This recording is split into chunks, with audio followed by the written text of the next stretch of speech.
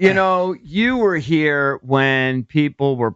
I mean, it was just unbelievable. We've been trying to recreate that era, and we were talking about it earlier. I know I've got a Jayden Daniels jersey, and I'm scared to wear it because of jinxes and stuff. But that's my own brain. But I'm now proud to wear the gear. I don't really like the name. I'm not asking you to comment on it, but whatever. Yeah. But I'm proud to wear the gear again. And literally, Charlie, and I know I'm not the only one, for 20-some years, I got some great stuff too. Great stuff. Yeah. And I just was embarrassed to wear it. And I can't even really answer why. I think because we just lost all the time. It was just kind of humiliating. And now, Charlie, people wear the gear, even though I'm not asking you to comment on it. They don't really love the name, but they love the gear, and they're talking about it. Everyone's talking about it. I'm in the nursing home, visiting my mom, a rehab center, and they're all watching the football. I mean, it's unbelievable. Yeah. No, I get it. I mean, you all know what it was like when it was the same way. Yeah. And I'm glad it's back that way. They used to say that the government was more efficient when we won and not as efficient when we lost. Right. I think, well, of course, they're all work from home now, so I don't know what you say about that. But I was in a lot of government buildings, and they're all Redskin fans, or Washington fans, or whatever. Right. So the police, hey, you want a parking spot? Hey, you're going to get a good one when you're winning. Right. So, no, it's great for the city, and I think it started with the change in ownership. I think they could have named anybody, though Josh Harris is doing a good job, and they would have been excited. Okay, and I think Quinn's greatest asset as a coach is the single most important thing you have to do. I know him very well. Is building a culture, okay, and getting players to play hard. When you watch him on television, the two things that jump out on television is, number one, they play hard. They play their butts off. Okay, I don't think they're not as good as their win total. Okay, and maybe they'll take a step back on wins as they build the program, like the Vikings did a little bit. But they play hard. Right. And the quarterback, this guy might be Mahomes. Okay? Look at that! This guy might be Mahomes. Love that comp. A faster Mahomes. What's that? A faster Mahomes. Well, he's faster than Mahomes. Yeah. This guy's got an uncanny knack with 2 minutes to go. Right. So he really does. So, I told these guys, Charlie, and listen, part of it is a little shtick. I'm doing a radio show, whatever. But right away, I'm like, this guy's going to be great.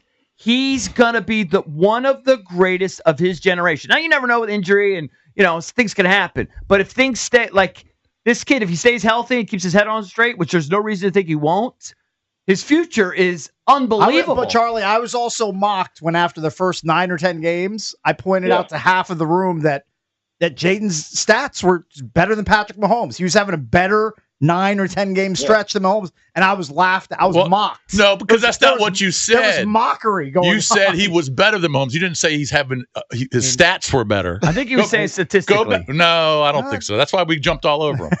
That's when he backed down. So Charlie, Charlie, no, this guy. I mean, don't you agree? This guy. I actually said I think he's going to end up a Hall of Famer. Well, I'm not ready to put him in the Hall of Fame here yet. But the guy's like an excellent passer. Every step I hear is the work habits are good. Yeah.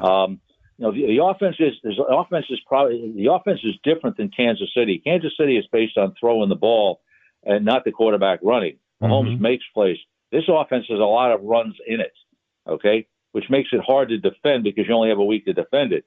I worry about will this guy get banged up and hurt? Okay, that's because they need him to run the ball. Right. Mahomes, they don't need Mahomes to run the ball. Okay, and that's how I see the two offenses different. So we just got to hope that this guy doesn't get banged up to the point where he's not the same quarterback. So right. So Charlie, we've talked about this a lot this season, but last year Washington was 4-13. Terrible coaching staff. They knew they were done. Quarterback situation was dreadful, and now this year, you flip the script, and if they win Saturday night, they're 14-5. So they went from 4-13 to possibly 14-5. I look back at Houston the year before they drafted Stroud; they were 3-13-1, And then Stroud's rookie year, they go 10-7. They lose to Baltimore in the divisional championship. So, but I kind of think this is a better turnaround. Have you ever seen a turnaround, a 1-year turnaround like this? I don't know. You might have to look it up. Yeah, I mean, it's crazy. There's a better turnaround than this for this many wins. Yeah. On this kind of situation, I think that I think they play hard. I think their record is probably better than what their talent is, but that's coaching, and that's always good. You always want to have a better record than the talent. Okay, so I think as they process through this, we'll see how that goes. But Quinn knows what he's doing. He's a good coach, and they overhauled the roster. They're doing a good job placing the players, and we all knew they've got some offensive players that are legit. So running back and wide receiver and quarterback. I mean, those guys can play for anybody.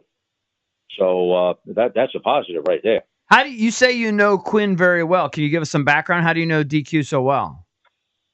Well, I do a lot of work with development coaches and general managers, which is confidential. But I've known him since he was at Seattle, and he couldn't come to one of our seminars, so I kind of reached out to him on one of my trips for working for television, and we just developed a relationship. And so I've kept in touch with him all the way. And the last couple of years, he took himself out of jobs. He could have had jobs. But he just got to the point that this is the year I want to take a job, and it worked out for both teams. Washington got a good selection, and he got a good situation where he's got the GM in lockstep with him, and he's got an owner that is committed to winning. And that once you got the three of them in that direction with patience, you're going to be successful. And of course, they hit the quarterback right away, which that was huge. Joined by Charley Casserly, 3-time Super Bowl champion, was GM for the Washington Redskins back in the day. You talked a little bit earlier about what it was like in town when this team was winning, back when you were the GM of the team. Have you noticed it building here? Because we've talked about it. And how long do you think it takes? The stadium still will be infiltrated by opposing fans. That wasn't the case when you were the GM. Right, how long do you think it takes to get to the point where Northwest Stadium is full of just Commanders fans? I don't know if we'll ever see that again because of the way tickets are sold. Okay. We had RFK was unique because we had sellouts. This is a unique city. That RFK was sold out before the team ever won. Okay, the team lost for a number of years and it was still sold out. It was sold out right shortly after I think it was built, and it didn't have a winning season until '69. It had been sold out for a number of years, so which is kind of unique to say the least. So you have that there. I think the next stadium will be smaller. I think you're always going to have some element of the opposing fans just because of the way they sell tickets now. Okay, but that doesn't mean you can't keep building and building and building. The number of fans that you have in the stadium. That's bound to happen. So, especially with a new stadium. Charley, kind of flipping the script, can you kind of talk about the Dan Campbell effect in Detroit? And, obviously they haven't had a lot of success as a team. They haven't been to many NFC. They've never hosted an NFC championship game. They went to the NFC championship game last year and San Francisco blew a 17-point halftime lead. But obviously Campbell and that staff, they've completely flipped the script, and it's kind of shocking if you think about it. But I thought, first of all, everyone always thought the Fords were good owners with patience, okay, right, and would give you what to win. So it starts with ownership. They have winning ownership, okay? Everybody thought they had. Campbell's a unique guy. He was not a coordinator, but he was an interim head coach. He's a natural leader, okay? But guys that like that, the best thing he did, okay? We know he's a leader and a dynamic guy and stuff like that, and that's huge. I mean, people follow this guy, his staff, okay? Ben Johnson is an elite coordinator, okay? Aaron Glenn, elite defensive coordinator, okay? He got Aaron to come there, okay? Now, Ben kind of just snuck in. Ben was out of a job, and he was a G8 type guy, and, he was greatness waiting to happen, and Dan saw it and made him the offensive coordinator. So Now he's going to have to probably replace both of them, so we'll see how he does there. But this is a guy who hired great coordinators, okay, and let him coach. And they made a hell of a deal. You see, if they had Stafford didn't want to stay, see. Mm-hmm. Stafford's still a good quarterback, okay? Yeah. If they had Stafford, the record probably wouldn't be any different. But he didn't want to play there anymore. So they got Goff, and Ben Johnson resurrected Goff. Just like down in Tampa, Mayfield's been resurrected, and I believe in Mayfield. I kind of believe in Goff. I'm not sure I believe in Darnold. So that was huge for him. Okay, and then they've drafted well. They hired a guy named John Dorsey, who was a fantastic talent guy. Didn't quite work out as a general manager, but he helped build Kansas City. Mm-hmm. So he's kind of in the background there, but I know this guy's a winner. So they did a lot of good things in addition to hiring Campbell.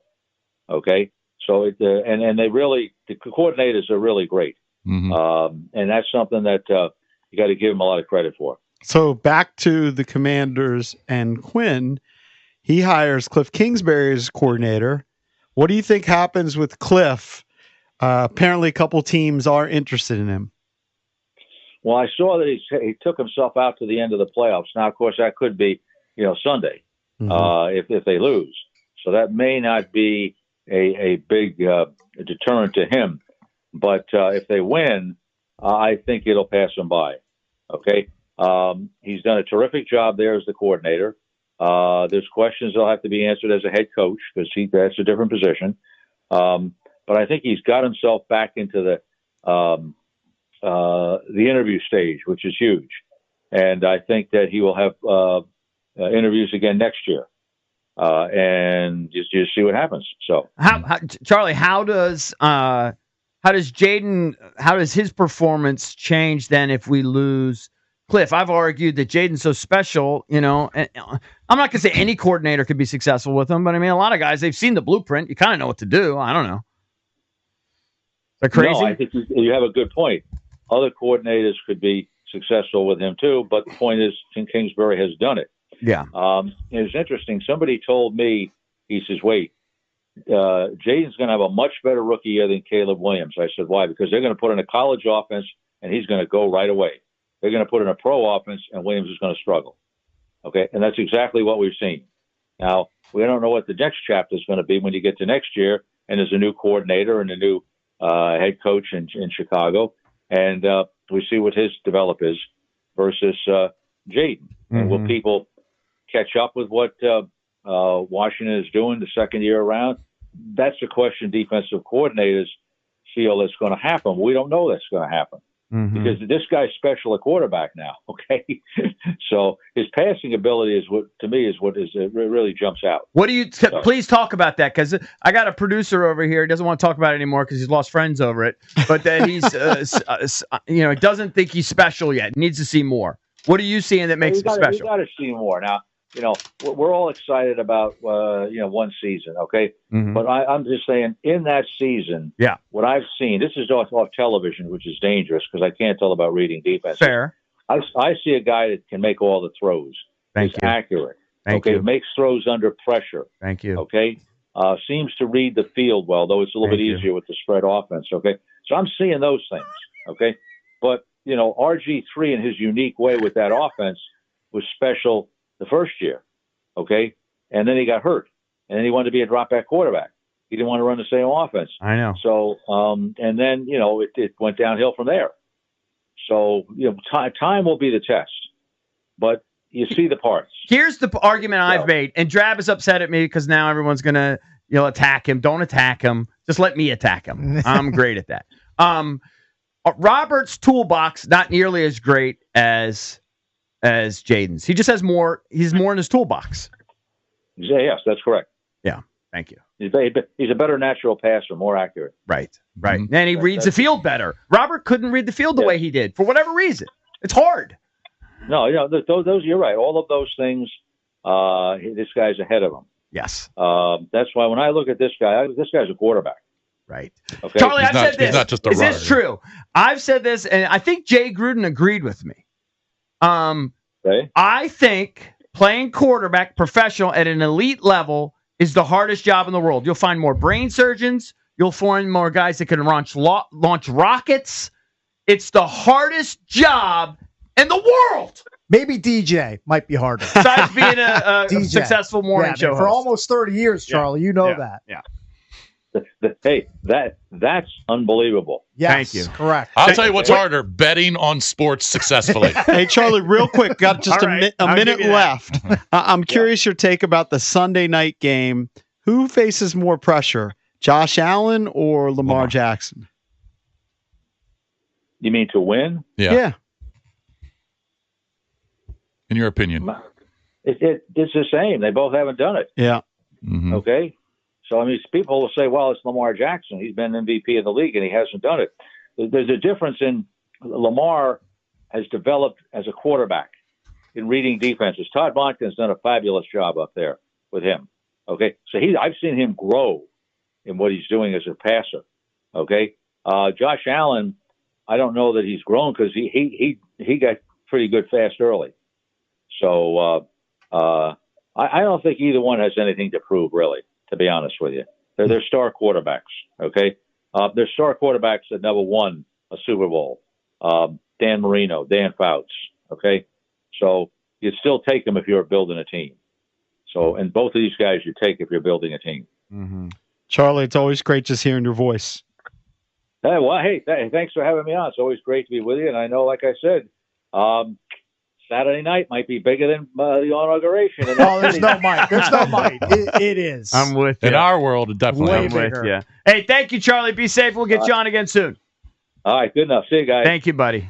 3-time Super Bowl champion, former GM of the Washington Redskins. That was Charley Casserly joining us on a Football Friday.